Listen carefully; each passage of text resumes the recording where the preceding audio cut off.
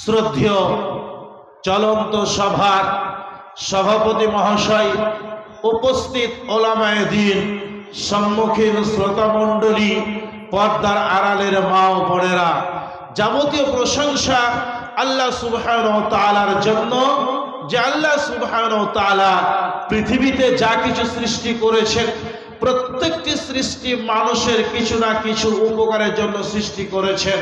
আর প্রত্যেকটা সৃষ্টির পেছনে আল্লাহ দয়া, আল্লাহর করুণা, আল্লাহর রহমত কাজ করেছে। আল্লাহ সুবহানাহু ওয়া তাআলা বলেছেন, ওয়া রাহমাতি ওয়াসিয়াত কুল্লা শাই। পৃথিবীতে এমন কোনো সৃষ্টি জগৎ নেই যেখানে আল্লাহর দয়া দিয়ে, আল্লাহর করুণা দিয়ে, যে আল্লাহর করুণা দিয়ে ওই সৃষ্টি জগৎটাকে ঘিরে রাখে নাই। তার দৃষ্টান্ত আমি কোরআন থেকে তুলে ধরেছি। কোরআনুল কারীমের মধ্যে আল্লাহ বলেছেন, ওয়াসাখখারা লাকুমাশ শামসা ওয়াল কামার। চন্দ্র এবং সূর্যকে তিনি সৃষ্টি করেছেন এবং এইগুলো মানুষের অনুগত করে দিয়েছেন। বিজ্ঞানীরা বলেছেন, যেখানে সূর্য রয়েছে তা থেকে যদি কিছুটা নিচে নেমে আসতো তাহলে গোটা পৃথিবী জ্বলে পুড়ে ভস্ম হয়ে যেত। বিজ্ঞানীরা বলেছেন, যেখানে সূর্য রয়েছে তা থেকে যদি একটু ওপরে উঠে যেত তাহলে গোটা পৃথিবীর নদ নদী, খাল বিল, পুকুর পুষ্করের পানিগুলো ওভারফ্লো হয়ে গোটা পৃথিবী প্লাবিত হয়ে যেত। তাহলে শুধু সৃষ্টি নয়, সৃষ্টির পেছনে আল্লাহর দয়া, আল্লাহর করুণা, আল্লাহর রহমত কাজ করেছে। আরেকটা দৃষ্টান্ত আমি আপনাদের সামনে তুলে ধরেছি। মানুষ তৈরি করলো কলকারখানা। এই কলকারখানার মাধ্যমে মানুষ তৈরি করে থাকে কাগজ। কাগজ তৈরি হয় গাছ থেকে। গাছকে বৈদ্যুতিক তাপে গরম করে সেটা পানির মতো হয়। তারপরে কয়েকটা ছাকনা থেকে সেটাকে ছাকার জন্য, ছাকার পরে ওই পানিটা কে বলে, কয়েকটা প্লেট থাকে, প্লেটে পানিটা আস্তে আস্তে গিয়ে আস্তে আস্তে জমা হতে হতে কাগজে পরিণত হয়। এত সতর্কতার সঙ্গেও দেখতে পাওয়া যায় যখন নিপের সঙ্গে কাগজে লিখতে যাওয়া যায় তখন কাগজের সঙ্গে নিপের অ্যাক্সিডেন্ট ঘটে যায়। তো আল্লাহ সুবহানাহু ওয়া তাআলা সৃষ্টি করলেন চতুষ্পদ জন্তু, যেমন গাভী।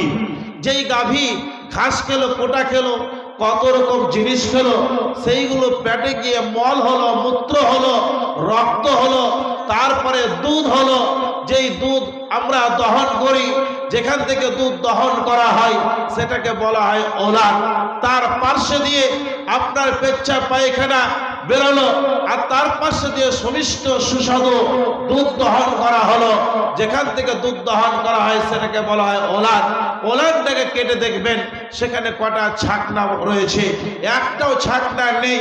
তারপরেও পৃথিবীর কোনো মানুষকে বলতে পারবে বা পেরেছে যে আপনার দুধের সঙ্গে ঘাসের আবর্জনা এসে গেছে বা এসেছে?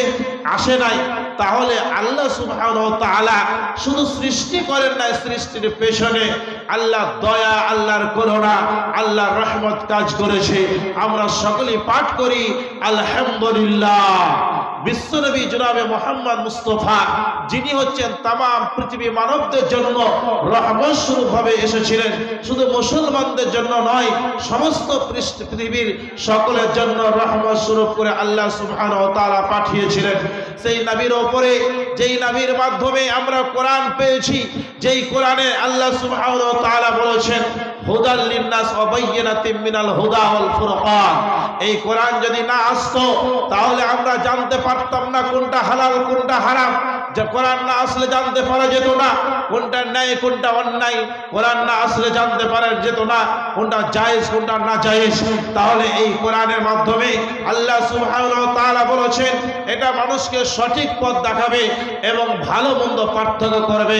এই কোরআনটা আমরা পেয়েছি নবী করিম সাল্লাল্লাহু আলাইহি সাল্লামের মাধ্যমে। সেই নবীর উপরে আল্লাহ সুবহানাহু ওয়া তাআলার অসংখ্য প্রশংসা, অসংখ্য দরুদ বর্ষিত হোক। আল্লাহুম্মা আমিন। আল্লাহুম্মা সাল্লি আলাইহি, আল্লাহুম্মা বারিক আলাইহি।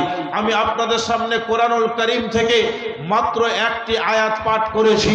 সে আয়াতকে সামনে রেখে বর্তমান বিশ্বে মুসলমানদের অবস্থা এত শোচনীয় কেন, সেই সম্পর্কে কোরআন সেই সুন্নাহর আলোকে আমি আপনাদের সামনে তুলে ধরছি ইনশাআল্লাহ। সুবহানাকা লা ইলমা লানা ইল্লা মা আল্লামতানা ইন্নাকা আনতাল আলিমুল হাকীম। সুবহানাকা লা ইলমা লানা ইল্লা মা 'আল্লামতানা ইন্নাকা আনতাল আলিমুল হাকীম রব্বি ইয়াসসির ওয়া লা তু'আসসির ওয়া তাম্মিম বিল খায়র রব্বি ইশরাহ লি সাদরি ওয়া ইয়াসসির লি আমরি ওয়াহলুল উকদাতাম মিন লিসানি ইয়াফকাহু কওলি রব্বি জিদনি ইলমা। আমি আপনাদের সামনে বর্তমান বিশ্বে মুসলমানদের অবস্থা এত শোচনীয় কেন সেই সম্পর্কে কোরআন এবং হাদিস থেকে তুলে ধরছি। দেশের সর্বত্র যে অশান্তি বিরাজ করছে, তো এই জন্য শিক্ষিত অশিক্ষিত ধনী গরিব পণ্ডিত মূর্খ সকলের মুখে শুনতে পাই আমাদের ঈমান নেই, আমাদের ধর্ম নেই। সেই জন্য আজকে আমাদের অবস্থা শোচনীয় বা করুণ।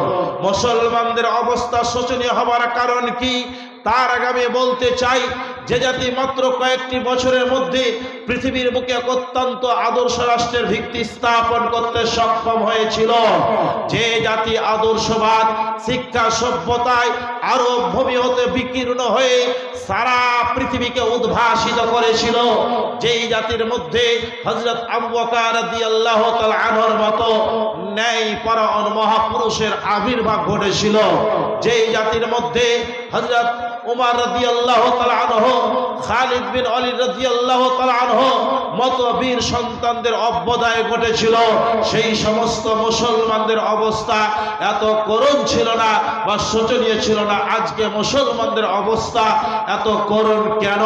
এই প্রশ্নের উত্তর দিয়েছেন মহান পাক রব্বুল আলামিন পবিত্র কালামের মাঝে, মুহাম্মদ সাল্লাল্লাহু আলাইহি সাল্লাম দিয়েছেন হাদিসের মাঝে, ইতিহাসিকগণ দিয়েছেন ইতিহাসের পাতায়।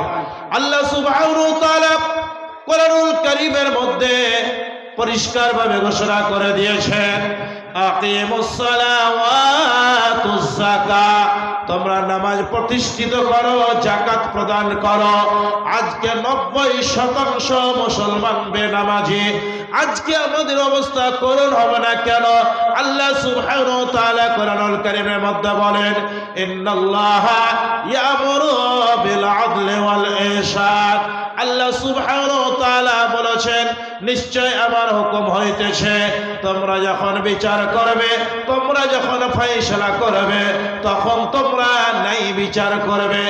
আজ বর্তমান পরিস্থিতি, যখন কোনো বিচারক বিচার করতে বসে, এটা নিজের পার্টির লোক, এটা নিজের বংশের লোক, এটা নিজের রিলেটিভ, সেই দিকে রায় দেওয়া হয়, কোরআন হাদিসের আলোকে রায় দেওয়া হয় না। আল্লাহ সুবহানাহু ওয়া তাআলা কোরআনুল কারীমের মধ্যে বলেন, ওয়া মান লাম ইয়াহকুম বিমা আনজালাল্লাহু ফাউলাইকা হুমুল কাফিরুন।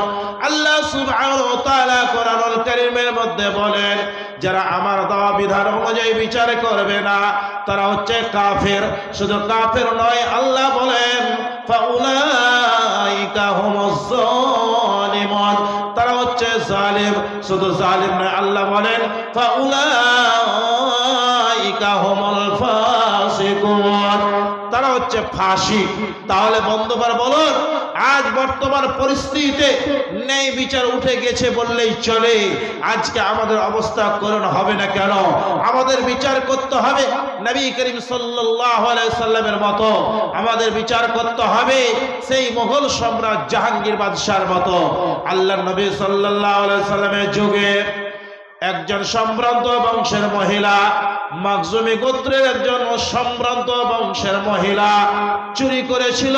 চুরি করার পরে আস্তে আস্তে যখন জানাজানি হতে আরম্ভ হয়ে গেছে, তাদের মধ্যে আলোচনা হয়ে গেল, আল্লাহর নবীকে বলতে হবে, গো আল্লাহর নবী, ইনি একজন সম্ভ্রান্ত বংশের মহিলা, আল্লাহর নবী গো, আল্লাহর বিধান অনুযায়ী বিচার করেন, তাহলে মেয়েটির হাত কাটা যাবে। আর মেয়েটির হাত কাটা গেলে সবাই জেনে যাবে মেয়েটি চুরির দায়ে তার হাত কাটা হয়েছে। আল্লাহর নবী গো, এর কাছে কিছু টাকা পয়সা নিয়ে এর বিচারটা আপনি করে দেন। এই কথাটি আল্লাহর নবীকে কে বলবে? আল্লাহর নবীর পালিত পুত্র হযরতে যায়েদ রাদিয়াল্লাহু তাআলা আনহু যখন আল্লাহর নবীর কাছে এই কথা বলেছিলেন, আল্লাহ নবী বললেন, যায়েদ শোনো শোনো, ও সাহাবারা শোনো শোনো, আজকে একজন সম্ভ্রান্ত বংশের মহিলা চুরি করেছে বলে তোমরা আল্লাহর বিধান অনুযায়ী বিচার করতে নিষেধ করেছ।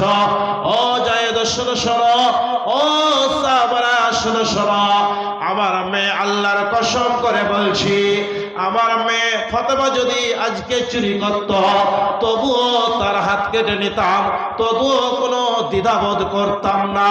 এই জন্য পূর্বেকার লোকেরা ধ্বংস হয়ে গেছিল। যখন কোনো সম্ভ্রান্ত ব্যক্তি অন্যায় করত, চুরি করত, তখন তাকে ছেড়ে দেওয়া হতো।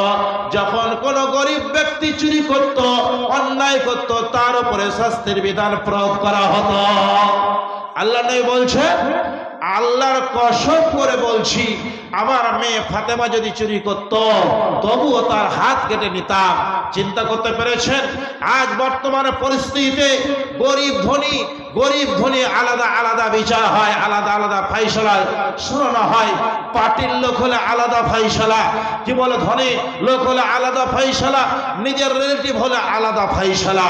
আজকে যদি কোনো এমএলএ, কোনো এমপি, কোনো মন্ত্রী, গ্রামের বিশিষ্ট ব্যক্তি, গ্রামের আপনার সম্ভ্রান্ত ব্যক্তি, তার ছেলে তার মেয়ে যদি কোনো অন্যায় অবিচার করে, তার সম্পর্কে যদি আপনার গ্রামের লোকজন বা যার প্রতি অন্যায় করেছে, অবিচার করেছে, সেই ব্যক্তি যদি এসে বলে আপনার ছেলে আপনার মেয়ে আমার প্রতি অন্যায় অবিচার করেছে, আপনি ন্যায় বিচারটা করেন। ন্যায় বিচারটা কেমন হবে? যেই ব্যক্তি আপনার আপিল করবে, যেই ব্যক্তি অভিযোগ করবে, যদি দুর্বল ব্যক্তি হয়, অসহায় ব্যক্তি হয়, তার উপরে শাস্তির বিধান প্রয়োগ হয়ে যাবে। বন্ধুরে, আমাদের বিচার করতে হবে কোরআন হাদিসের আলোকে। আমাদের বিচার করতে হবে সেই মোগল সম্রাট জাহাঙ্গীর বাদশার মতো। মোগল সম্রাট আকবর জাদা, মোগল সম্রাট আকবর জাদা বাদশাহ জাহাঙ্গীর লোভে ছিল খ্যাতি তামাম ভারতের, নেই বিচারক বীর। এ বাদশাহরা পিরোসী বেগম, এ বাদশাহরা পিরোসী বেগম, রূপসী নূরজাহান সম্রাট তারে বাসিতেন ভালো, দিয়ে অর্ধেক প্রাণ। বেগম মহলে প্রাসাদিকালে একদিন প্রাতকালে বাদশাহ সুখীরে কহিল, হতে তীর ধনক তোলে, আজি পরীক্ষা হবে, আজি পরীক্ষা হবে আমার কেমন তীরন্দাজ। যমুনার বুকে গরদব দেখে তাহাকে বাঁধিব আজ। এই বলে সেই ছাড়িলেন তীর, এই বলে সেই ছাড়িলেন তীর। যমুনার অভিমুখে নিশানার ভুলি বিধিল সে তীর, নীরব ধোবার বুকে। হতভাগিনী দোপার গৃহিণী মৃত্যু স্বামী লয়ে কাঁদে, দরবারে এসে বাদশাহ সকাশে কাঁদিয়া বিচার মাগে। আমার রাজ্যে মানুষ হত্যা, আমার রাজ্যে মানুষ হত্যা, কেমন সে হত্যাচারী নির্ভীক চিত্রে বলো তার নাম, কে সে হত্যাকারী। বাদশাহ মহাশয় বলছেন, ও ধোবার স্ত্রী, তোমার স্বামীকে কে হত্যা করেছে তুমি নির্ভয়ে আমার সামনে বলতে পারো।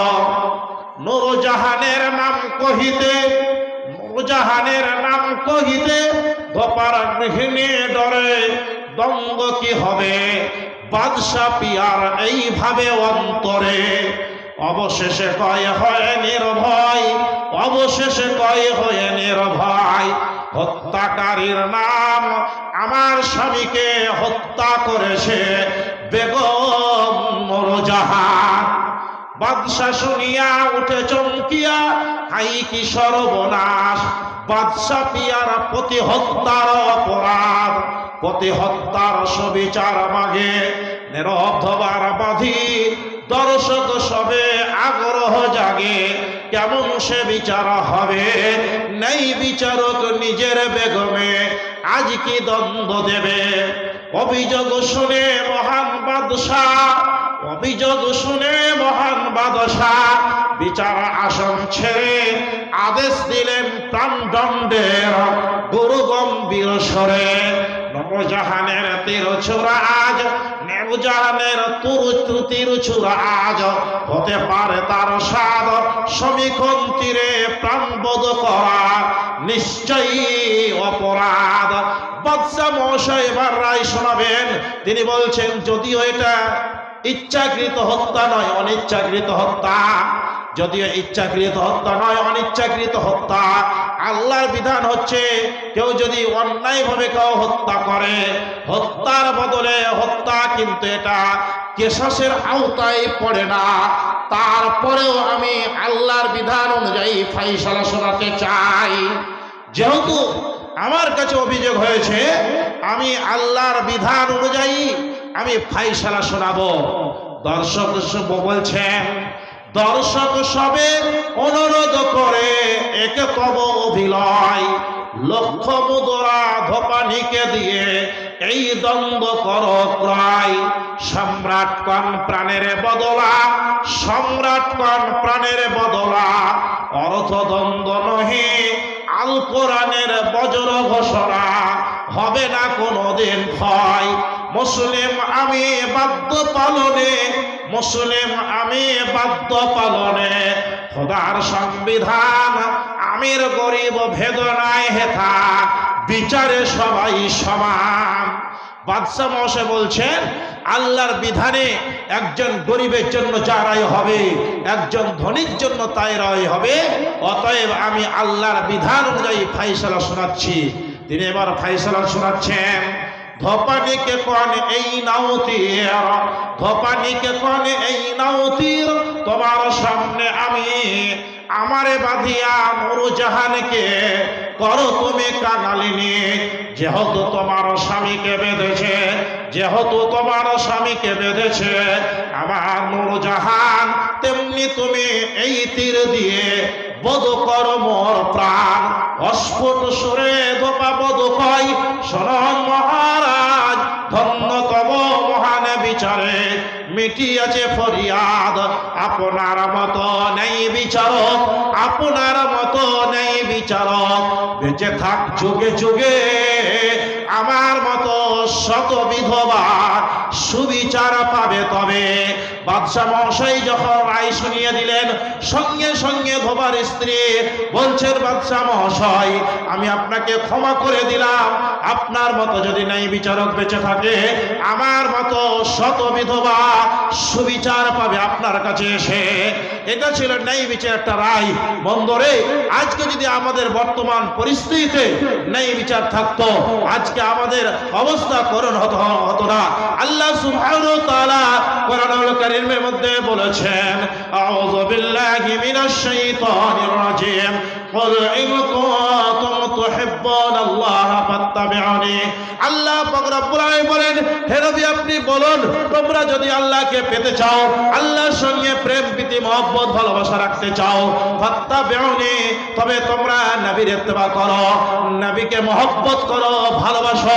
আজকে আমরা আল্লাহর নবীর কতটা আনুগত্য করেছি, নবীকে মহব্বত করেছি, সাহাবারা কতটা করেছিলেন তার একটু দৃষ্টান্ত আমি আপনাদের সামনে তুলে ধরেছি। আল্লাহর নবীর যুগে একজন আল্লাহর নবী একদা মসজিদে নববীর মধ্যে বসে সাহাবাদের সঙ্গে আলোচনা করতেছেন। এই আলোচনা এমন পর্যায়ে পৌঁছে গেছে যেই সমস্ত সাহাবাদের বিয়ে হয়নি আল্লাহর নবীকে বলছেন, আল্লাহর নবী গো, আমরা জীবন বিবাহ করব না। আল্লাহর নবী বলছেন, সাহাবারা শোনো, তোমাদের যাদের সামর্থ্য রয়েছে ভরণ পোষণের, যদি তোমরা বিবাহ না করো তবে তোমরা আমার উম্মতের মধ্যে গণ্য হবে না। আল্লাহর নবী যখন এই কথা বলে দিলেন, সেই সমস্ত সাহাবাদের মধ্যে যাদের বিয়ে হয়নি, ভরণ পোষণের সামর্থ্য রয়েছে, তারা করলেন কি, বিয়ের প্রস্তুতি নিতে আরম্ভ করে দিলেন।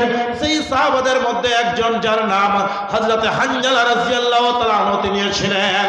বিবাহর দিন যখন ধার্য হয়ে গেল, ক্যালেন্ডার হাত ছাড়া কব না কহিল, কখন আসিবে তার সেই সে সময়, কবুল করিব আমি আমি হে পিরোসি তোমায়। এইভাবে করতে করতে বিয়ের দিন উপস্থিত হয়ে গেল। বিবাহ তাহার যখন পড়া হয়ে গেল, সূর্য অস্তমিত হবে ভাবনা তার হলো। কিভাবে বাসর ঘরে আশ্রয় লইব, কিভাবে মিলন বাণী তাহাকে জানাবো। এইভাবে করতে করতে যখন সূর্য অস্তমিত হয়ে গেল, রাত্রে অন্ধকারে হযরতে হানজালা রাদিয়াল্লাহু তাআলা আনহু বাসর ঘরে গিয়ে স্বামী স্ত্রীর মধ্যে প্রেম নিবেদন করেছেন। এমত অবস্থায় আল্লাহর নবী ডাক দিয়ে দিলেন, ওগো মদিনাবাসীরা, তোমরা সবাই ছুটে এসো। মদিনাবাসীদেরকে কাফেররা ঘিরে ফেলেছে, তোমাদের এখন শুয়ে থাকা উচিত হবে না। একথা শুনিল যখন হানজালা বীর, একথা শুনিল যখন হানজালা বীর, ঘর পানে গিয়া নিল হতে তোর বীর। অর্ধাঙ্গিনী বলে, স্বামী কি হলো হঠাৎ? অর্ধাঙ্গিনী ছেড়ে দিয়ে তলোয়ারে হাত, বলিল সে প্রিয়তমা শোনো, নেকে তুমি ডাকু দিয়েছেন নবী, কি করিব আমি? অর্ধাঙ্গিনী বলে, স্বামী করি যে মিনতি, বাকি আছে অনেক কথা ও গো প্রাণপতি। বহুদিনের কথা আমি রেখেছি গোপনে, বলতে পারিনি কথাগুলো লজ্জার কারণে। কমপক্ষে একটা রাত থেকে যাও তুমি, বলার যা ইচ্ছা আছে বলে নেব আমি। হযরতে হানজালা রাদিয়াল্লাহু তাআলা আনহুকে বলছেন, জীবনের যাবতীয় কথা আমি আপনাকে শোনাতে চাই। আল্লাহ নবীর ডাকে সাড়া দেবেন, আমার কোনো আপত্তি নাই। হযরতে হানজালা বলছেন, ওরে আমার প্রিয়তমা শোনো শোনো, আমি যদি এই অবস্থায় থেকে যাই, কাল কিয়ামতের মাঠে আল্লাহ যদি জিজ্ঞাসা করে, ওরে হানজালা আমার নবীর ডাক শোনাও সত্ত্বেও নবীর ডাকে সাড়া না দিয়ে স্ত্রী কথায় কেন থেকে গেছিলে, কাল কিয়ামতের মাঠে আল্লাহকে কি উত্তর দেব? আমার উত্তর নেই, অতএব আল্লাহ নবীর ডাকে সাড়া দিতে চললাম। স্ত্রীতে বলছেন, স্বামী গো, আপনি আমাকে অন্তর থেকে ভালোবাসেন না, এই ঘটনার পরিপ্রেক্ষিতে বুঝতে পারছি। হযরতে হানজালা বলেছিলেন, হৃদয় চিরিয়া যদি দেখাবার হতো, হৃদয় চিরিয়া যদি দেখাবার হতো, দেখিয়ে দিতাম আমি ভালোবাসি কত। কিন্তু একটি কথা জানো, যাকে ভালোবাসি আল্লাহ রাসূল জানো তোমা হতে বেশি। ইহা বলে ছুটে গেল হানজালা বীর, যুদ্ধের ময়দানে গিয়া হইল হাজির। কত ভালোবাসা ছিল রসুলের প্রতি, ইহা হতে বুঝে নেবে মুসলমান জাতি। হযরতে হানজালা বললেন, ওরে আমার প্রিয়তমা, আমার হৃদয়টা যদি চিরে দেখানো হতো, আমার হৃদয়টা তোমাকে চিরে দেখিয়ে দিতাম। কিন্তু জেনে রেখো, তোমার চাইতে বেশি আমি আল্লাহ এবং রাসূলকে ভালোবাসি। এই কথা বলে আল্লাহ নবীর ডাকে সাড়া দিয়ে যুদ্ধ হয়েছিল। যুদ্ধের ময়দানে উপস্থিত হয়ে অনেক কাফেরকে জাহান্নামে পাঠিয়ে দিয়ে শেষে তিনি শাহাদাত বরণ করেছিলেন। এই হলো আল্লাহ নবীর মহব্বত। আর আজকে আমরা আল্লাহ নবীর মহব্বত কি করে করেছি? আল্লাহ নবী বললেন, বিয়ের সময় তোমরা করবে কি? মহরানা ধার্য করবে আর মহরানা পরিশোধ করবে। আর আজ বর্তমান পরিস্থিতিতে মহরানা ধার্য হয়, কিন্তু অধিকাংশ ক্ষেত্রে মহরানা পরিশোধ হয় না, অধিকাংশ ক্ষেত্রে মহরানা বাকি রয়ে যায়। আল্লাহ নবী যেটা নিষেধ করলেন, যার নাম হলো পণ প্রথা। আজ বর্তমান পরিস্থিতিতে গরিব ঘরের মেয়েরা আস্তে আস্তে যখন যৌবনে পদার্পণ করে, তখন তাদের আত্মহত্যা ছাড়া অন্য কোনো রাস্তা থাকে না। আজকে গরিব ধনী, আজকে মাস্টার ডাক্তার ইঞ্জিনিয়ার প্রফেসর, আজকে বর্তমান পরিস্থিতিতে আপনার বোঝা যায় না যে এই ব্যক্তিটি এই ধরনের পণ নেবে। আল্লাহ নবী বলেছেন, ছেলে পক্ষ মেয়ে পক্ষের কাছ থেকে দাবি করে যদি 5 টাকা আদায় করে, সেটাই হচ্ছে হারাম, সেটাই হচ্ছে নিষেধ। আজ বর্তমান পরিস্থিতিতে আজকে আমাদের অবস্থা করুণ হবে না কেন? আজকে আমাদের অবস্থা শোচনীয় হবে না কেন? যে আজকে আমাদের সমাজে পণ প্রথা এমন ভাবে ছেয়ে গেছে।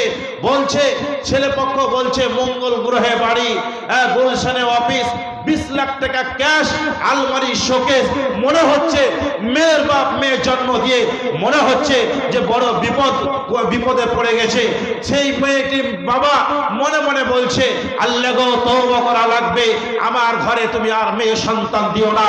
আর আজ বর্তমান পরিস্থিতিতে এই কারণে গরিব ঘরের মেয়েরা আস্তে আস্তে যখন যৌবনে পদার্পণ করে তখন তারা আত্মহত্যা ছাড়া অন্য কোনো রাস্তা থাকে না। তার একটা দৃষ্টান্ত আমি আপনাদের সামনে তুলে ধরছি।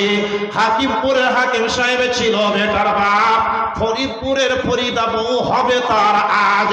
লোকের মাঝে কথা হলো 20,000 টাকা নগদেতে দিতে হবে, ধারে নাহি কথা। 100 জন বরযাত্রী, 10 ডলার বিবি। বরের বাপ বলে তাদের যত পারবি খাবি। পাশে এলো বরযাত্রী, বর এলো যে চেপে, ডলার বিবির সাথে এলো সাদের বউ নিতে। নামলো গাড়ি, বিয়ে বাড়ি নামলো গাড়ি হতে। সাদের জামাই নামলো দেখো শালার কোলে চেপে। লুচি বন্দে কোরমা পোলাও মিষ্টি মেহেদানা, যেবা যত পারবে খেতে নাই কোনো মানা। পেটটা ঠেসে খেলো খানা, ধরলো যত পেটে। আদেক খেলো আদেক পাতে উঠলো এঠো রেখে। বিয়ের বাড়ির আগিনাতে আওলা টাঙা আছে, নাচ করছে গান গাইছে ছেলে মেয়ে নাচে। এইভাবে করতে করতে ছেলে পক্ষ এসে গেছে, মেয়ে পক্ষ এসে গেছে, ইমাম সাহেব এসে গেছেন, বিবাহ পড়ানো হবে। এমত অবস্থায় ছেলের বাপ বলছেন যতক্ষণ 20,000 টাকা না পাবো ততক্ষণ আপনার মেয়ের সঙ্গে আমার ছেলের বিবাহ হবে না। মেয়ের বাবা 18,000 টাকা দিয়ে বলছেন ভাই আমি গরিব মানুষ, অন্য সময় 2,000 টাকা পরিশোধ করে দেব, বিয়েটা এখনো সম্পূর্ণ হতে দেন। মেয়ের বাপকে ছেলের বাপ সমাজের সামনে বারবার অপমান করছে, বলছেন যতক্ষণ 20,000 টাকা না পাবো আপনার মেয়ের সঙ্গে আমার ছেলের বিয়ে হবে না। এইভাবে যখন অপমান করতেছিল, মেয়েটি তখন জানলা দিয়ে তাকিয়ে তাকিয়ে দেখছিল আর সমাজকে ঘৃণা করে আত্মহত্যা করতে যাচ্ছে। এমত অবস্থায় মেয়ের বাপ বলছেন অষ্টমলার ভিতরেতে 2,000 টাকা সদবোধ সব করে দেব, দিও না আর ব্যথা। শুনলো না কো বেটার বাপা লাফিয়ে গেল তাতে। জানলা হতে সব ফরিদা তাকিয়ে তাকিয়ে দেখে আব্বা মোরে পয়দা করে এত অপমান, নিজের চোখে দেখে বলে রাখবো না খোঁজান। বিষের বোতল হাতে নিয়ে খেলো কেঁদে কেঁদে, দিলে নিল মরে গেল বিয়ের পোশাক পিঁধে। সমাজ তুমি তৈরি থাকো ইহার জবাব দিতে, ধরবে যেদিন আল্লাহ পাক কাল কিয়ামতে। মিষ্টি পোলা মাছ মাংস আজ ফরিদার পাতে, সমাজ তুমি জবাব দাও বিষের বোতল কেন হাতে। মিষ্টি পোলা মাছ মাংস আজকে খাবার দিয়ে বিষ খেয়েছে মূল্য কেন সমাজ জবাব দিয়ে। আজ ফরিদা শ্বশুর বাড়ি যাবে ট্যাক্সিটাতে, সমাজ তুমি জবাব দাও কেন দন যাতে। আজ ফরিদা খুশির দিন হবে বাসর ঘর, সমাজ তুমি জবাব দাও খরচ আজ কবর। আজ ফরিদা শ্বশুর বাড়ির সঙ্গে যাবে বোন, সমাজ তুমি জবাব দাও মুখ কেন চন্মন। আজ ফরিদা শ্বশুর বাড়ি, আজ ফরিদা শ্বশুর বাড়ি নামবে চাচির কোলে, সমাজ তুমি জবাব দাও কবর কেন দিলে। সে মেয়েটিকে মুক্ত হলো কেন? একমাত্র পান প্রথার কারণে। বন্ধুরে আজকে আমাদের অবস্থা করণ হবে না কেন?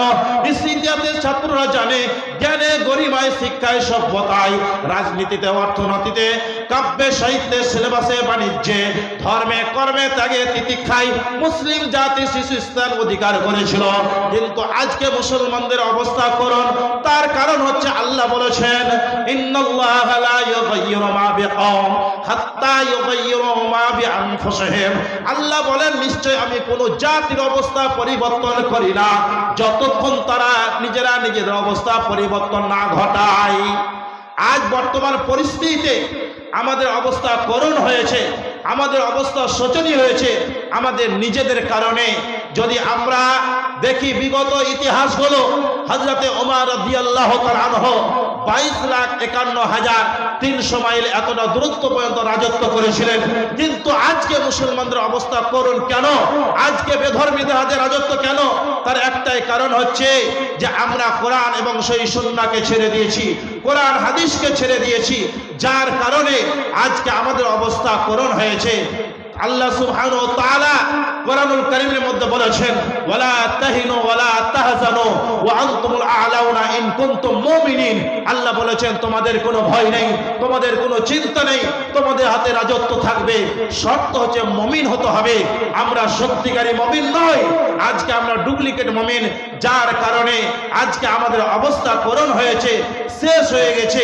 তাই আপনাদেরকে বলতে চাই, আমার সময় আর বেশিক্ষণ নেই, তো আমি দেখতে চাই আজকে এই মাদ্রাসার জন্য আল্লাহর নবী সাল্লাল্লাহু আলাইহি সাল্লামের নবীর মাদ্রাসাতে 10 জন ব্যক্তিকে 5000 টাকা করে আমি দেখতে চাই। আল্লাহর কোন বান্দা বান্দি আছেন আপনারা একটু আগে শুনলেন বুখারী শরীফের হাদিস, হযরত হানজালা রাদিয়াল্লাহু তাআলা আনহু নিজের জীবনকে আল্লাহর পথে উৎসর্গ করে দিয়েছিল নবীর মহব্বতে ভালোবাসায়।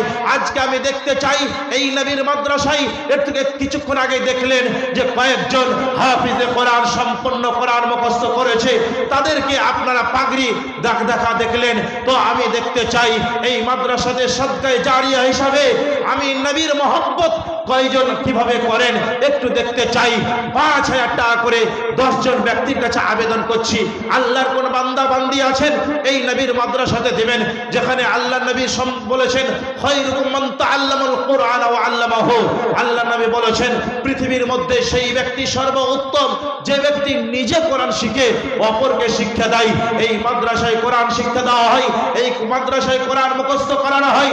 আপনি যদি 5000 টাকা দান করেন, এই দানের কারণে এই মাদ্রাসাতে যেই বিষয়টা তৈরি করা হবে ইনশাআল্লাহ সাদকায়ে জারিয়া হিসেবে আপনি নেকি থেকে মাহরুম হবেন না। আমি দেখতে চাই একটু আপনার চটচট করে আসুন তো। আল্লাহর কোন বান্দা বান্দি আছেন এই পৃথিবীর জীবনটা অস্থায়ী জীবন, এটা চিরস্থায়ী জীবন নয়। আজ মরলে কাল 2 দিন 3 দিন পরে কেউ আপনার খোঁজ নেবে না। আপনি এমএলএ এমপি মন্ত্রী, আপনি যতই বড় বিজ্ঞানী হন না কেন, আপনি একজন কি বলে সমাজের বিশিষ্ট ব্যক্তি, আপনার কাছে লোক দেখা করতে গিয়ে ঘন্টায় ঘন্টা অপেক্ষা করে আপনি এখনই মারা যান। মারা যাওয়ার পরে লোকজন গিয়ে জিজ্ঞাসা করবে লাশটা কোথায়, জিজ্ঞাসা করবে না এমএলএ কোথায়, এমপি কোথায়, মন্ত্রী কোথায়, এটা লোক জিজ্ঞাসা করবে না। লোক গিয়ে জিজ্ঞাসা করবে লাশটা কোথায়। জানাজার নামাজের টাইম হয়েছে 10টায়, তারপরে আপনার লোকজন উপস্থিত হয়ে গেছে জানাজার নামাজে পড়ার জন্য। ইমাম সাহেব এসে গেছেন, এমতো অবস্থায় যদি আপনার ইমাম সাহেব কিছু কথা বলছেন, 10টা বাজতে 5 মিনিট বাকি রয়েছে, ইমাম সাহেব কিছু কথা বলছেন, এই কথা বলতে গিয়ে যদি 10টা 5 মিনিট হয়ে যায়, 10টা 10 মিনিট হয়ে যায়, তাহলে পিছন থেকে লোকজন বলবে ইমাম সাহেব আপনি জানাজার নামাজ পড়ান, এনার টাইম তো ছিল 10টায়, 10টা 5 মিনিট হলো কেন, 10টা 10 মিনিট হলো কেন? ইমাম সাহেব আপনি জানাজার নামাজ পড়ান। অথচ এই ব্যক্তি যখন জীবিত ছিলেন, এমএলএ ছিলেন, এমপি ছিলেন, মন্ত্রী ছিলেন, সমাজের বিশিষ্ট ব্যক্তি ছিলেন, তখন আপনার ইনার সঙ্গে সাক্ষাৎ করার জন্য ঘন্টায় ঘন্টা অপেক্ষা করেছিলেন। কিন্তু আজকে ইনি লাশ হয়ে গেছে, এই ব্যক্তি লাশ হয়ে গেছে, আর তাকে মর্যাদা দিতে চাই না। তাই আপনাদেরকে আমি বলতে চাই আমাদের অনেকের পিতা মারা গেছে, অনেকের মাতা মারা গেছে, এই জীবনটা অস্থায়ী জীবন। আজকে আপনারা জালসা শুনছেন, পুনরায় বাড়ি ফিরে যেতে পারবেন, কোনো গ্যারান্টি আছে? কোনো গ্যারান্টি নাই।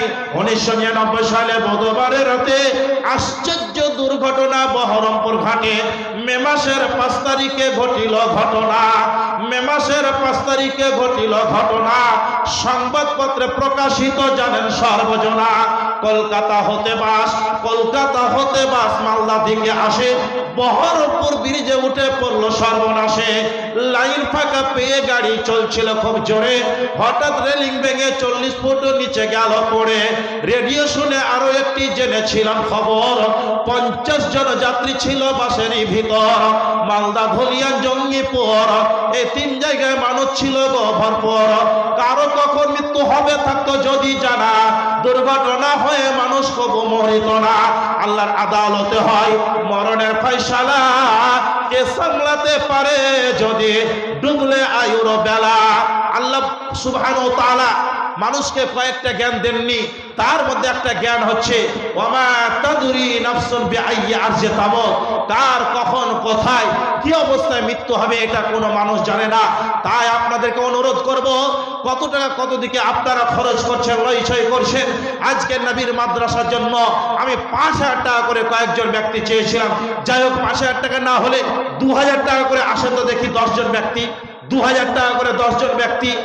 নিজের মায়ের নামে, নিজের পিতার নামে, যেই মা আপনাকে কত কষ্ট করে গর্ভে ধারণ করেছিল, তারপরে ভূমিষ্ঠ সময় এত কষ্ট, এত বেদনা, এত যন্ত্রণা। আল্লাহ নবী সাল্লাল্লাহু আলাইহি সাল্লাম হাদিসের মধ্যে উল্লেখ করেছেন যে যখন মায়েদের, যখন আপনার কোনো বোনেদের, যখন আপনার কি বলে সন্তান ভূমিষ্ঠ হয়, এত কষ্ট, এত বেদনা, এত যন্ত্রণা। আল্লাহ নবী বলেছেন সে সময় তারা মনে মনে বলে আমরা আমাদের স্বামীদের সঙ্গে মিলামিশা করব না, তাহলে আমাদের গর্ভে সন্তান আসবে না, আর এত কষ্ট সহ্য করতে হবে না। কিন্তু যখন সন্তানের চাঁদ মুখখানা মা দেখে নাই, তখন সমস্ত দুঃখ কষ্ট ভুলে যায়। প্রশংসা কি করিব পিতা ও মাতার, প্রশংসা কি করিব পিতা ও মাতার, যাদের জন্য দেখিয়াছি মুখ দুনিয়ার। হাইরে প্রসব কালে ব্যথা জননীর, হাইরে প্রসব কালে ব্যথা জননীর, যে ব্যথাই ঘুম নাই চোখে পরশের, ওলট পালট করে বাঁচি না কো আর, হে খোদা দয়ালু মোরে কর গো উদ্ধার। বাঁচিবার আশা নাই হায় হায় হায়, বাঁচিবার আশা নাই হায় হায় হায়, প্রসব হইল ছেলে এমন সময়, মাটিতে পড়িয়া দেখে চাঁদ মুখখানি, প্রসবের ব্যথা সব ভুলিল জননী। এত কষ্ট সহ্য করে যে মাতা তোমার, কি দিয়ে শুধিব বলো দুধের ধার। শরীরের চাম কেটে জুতা বানাইয়া, শরীরের চাম কেটে জুতা বানাইয়া, পিতা মাতার কপায়ে যদি দাও পড়াইয়া, তবুও পিতা মাতার হক আদা হইবে না।